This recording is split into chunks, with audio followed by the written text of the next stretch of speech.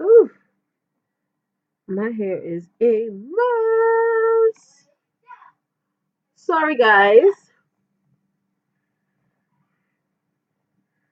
Ooh, okay. I don't care. So you guys are probably wondering from the title of this video, what the heck am I going to talk about? Because this video is not necessarily Cincy related. It's just something I want to share for Monday for you guys to sort of pep you up and get you ongoing for the week. And this is some awesome advice that I've gained for watching a few people on YouTube, and it just definitely has helped me a lot. Okay, so high performance lifestyle, waking up early. So there's three different types of people in this world. And the first type like to wake up early. There's some people that love to wake up early. I have someone at my job. He is always at work like 45 minutes before he's supposed to be, has his coffee, he's ready to go. He loves to wake up early. I don't know how. And then there's people, the number two type of people that look at people who wake up early like they're absolutely insane. These people love their sleep. They normally show up to work either on time or about 15 minutes later. And they just think that people who wake up early are absolutely insane. The third type of person is the common type of person, or people who try to wake up early, but we can't. It's hard. We really, really, really want to wake up early because we have tons of things to do, and we know that statistically, guys, and look this up, most successful people wake up early. Most successful people start their day around 4 a.m. to 4:30 p.m. in the morning. If you don't believe me, look this up. It's the truth.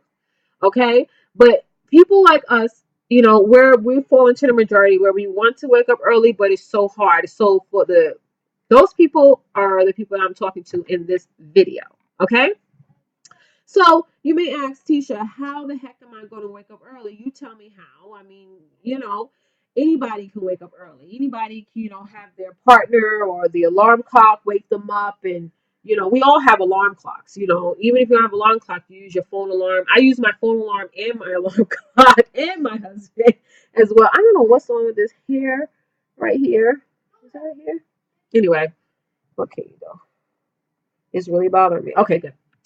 But like I said, I have my clock and my cell phone.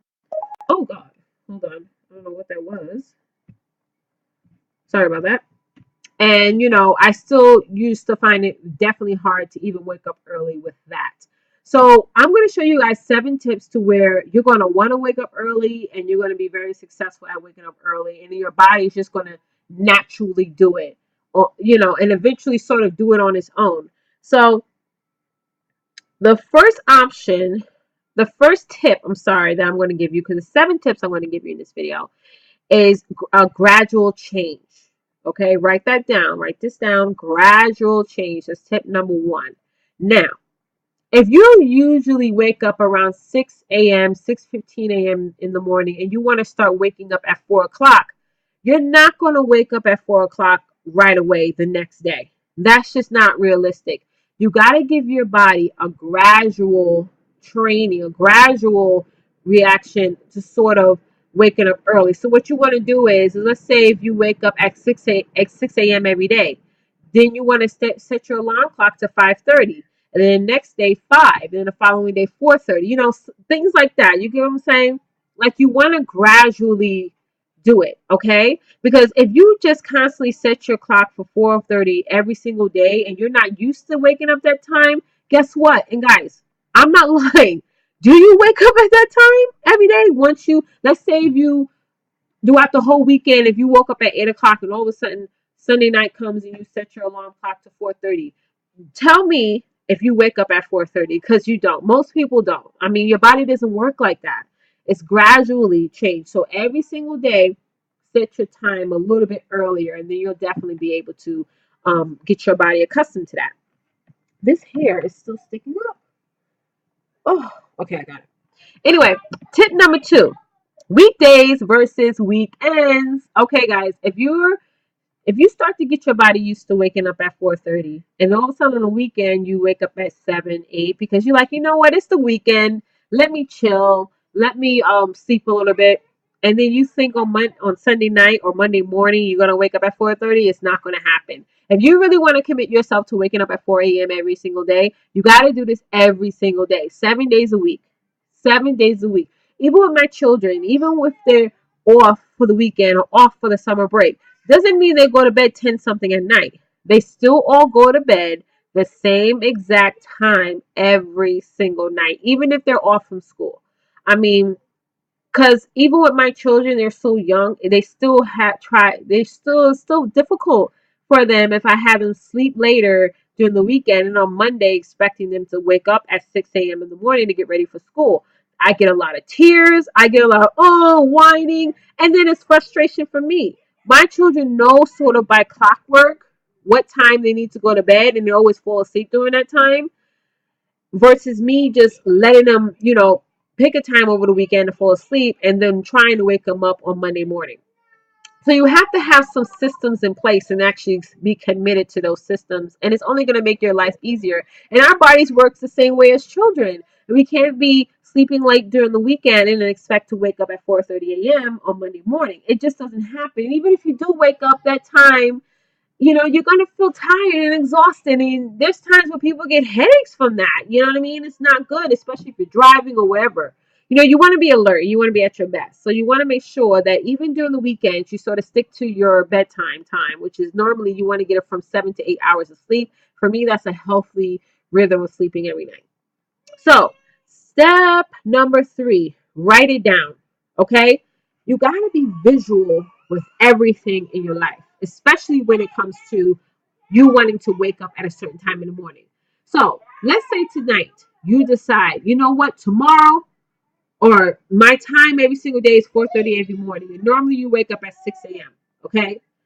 Even though theoretically, like what I was saying with the first tip, you have to sort of let your body get gradually used to that, still write it down.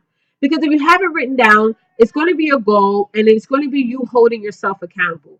So please, please write your goal down of waking up, whatever time you want to wake up. It doesn't have to be 4:30, even if you say 5, you know what I mean? 5 a.m. If that's your time you want to wake up, write it down, okay? Please write it down, okay? And that way you hold yourself accountable again. Tip number 4, get enough sleep. Very important you get enough sleep. Definitely try to get, like I said, 7 to 8 hours sleep. So whatever time that you choose or goal yourself to wake up, you know, think back 7 to 8 hours, and that's the time you need to go to bed. So even if okay, if I go to bed at 9, you got to get your body used to the time of when you're going to go to bed. So this is like, let's say you normally go to bed at 9 and now you have to switch it to 8. Start going to bed at 8. Even though the first night you may not even go to sleep, just sit there, close your eyes, turn off the TV, turn off whatever distractions that you may have, and get in that bed so that the next day you're able to get that 7 to 8 hours. And you're going to realize gradually throughout the weeks and the days that you are going to start going to sleep at 8. Okay? But you got to train your body. You got to train, because this is going to be an adjustment, but it's going to be a good adjustment. Okay? And a healthy one. Because getting enough sleep and waking up at an early time is going to be something you want to realize is very, very healthy for you. Okay, tip number 5, no snoozing. I got to keep telling myself that every single day. Because you guys don't realize when you hit that snooze button, guess what? You're setting yourself up for a new sleep cycle. Every time you snooze and fall back asleep, you're starting a new sleep cycle. Your brain is like, okay, we're going back to sleep. It's not like your brain said, you know what? Okay, snooze. Okay, we're going to wake up in 5 minutes. We're going to wake up in 10 minutes, or however long you have your snooze time. No, your body is programming itself to go back to sleep for the night. It really is the morning time. So no more snoozing. Put your alarm clock as further away from your bed as possible so that you can get up from the bed and go and turn it off. No snoozing. No more snoozing. Let's start no snoozing as of today. No more snoozing. Okay, tip number 6, jump out of bed. Okay, I would record myself jumping out of bed, but you guys would laugh totally. Now, when I jump out of bed, what I do is I jump up and I like do a punching type thing. For me, because I don't know if you guys used to watch Rocky, he used to, do the punches and stuff like that. I like doing that because that gets my heart rate up, that gets my blood flowing, and like I'm up. Once I jump up and I start, doing my punching thing, like I am up for the day. So do whatever you want to do. Some people get up and they do push-ups, or some people get up and they stretch, or they, you know, whatever you want to do. Some people like you get up, you yawn, and you do something like jump up and down, do some squats, whatever. But just as long as you're jumping up out of bed, you're standing up, walk away from the bed so that after you do your little, squatting, jumping, whatever, you're not falling back into the bed.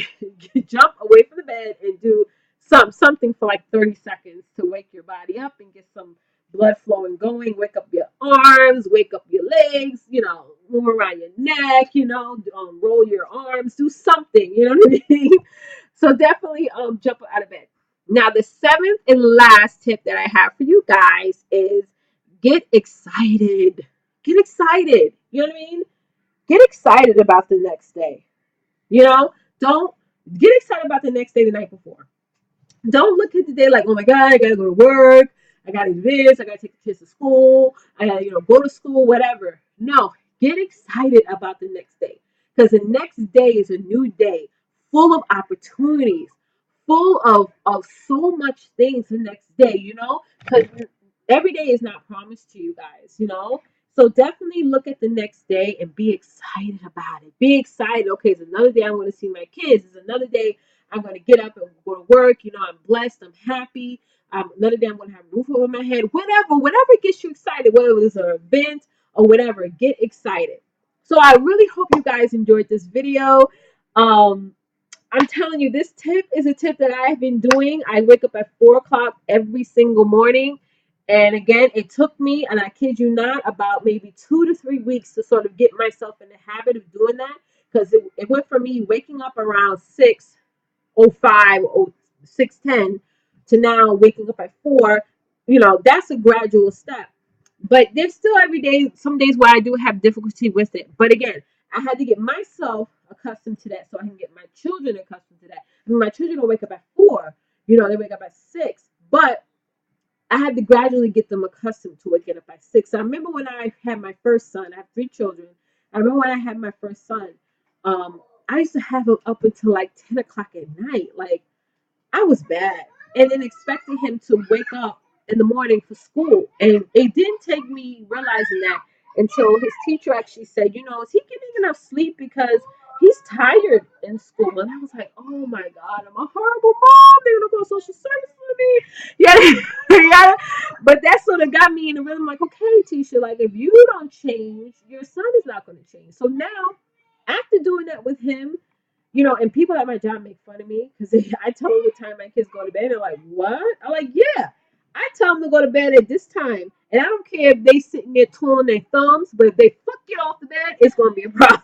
Okay, they know when to go to bed. It's like robotic. So once I started that rhythm with my son, the other two sort of just follow suit. Even the 2-year-old. I mean, he goes to bed, at a certain time too. Maybe a little after, but he always makes sure. And he wakes up, I kid you not, my 2-year-old wakes up at 5:30 in the morning.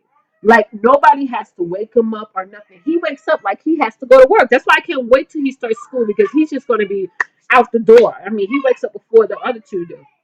But again, as for me, just with the first one, starting a rhythm with myself and then trickling down to my children. Okay, guys, you have an awesome, awesome week. Thank you so much for watching. If this was helpful for you, please comment below and comment also below the time you want to wake up every day. So comment below the time you want to wake up every day and we can come up with a game plan. Okay, guys, thank you so much. Have a great week and bye.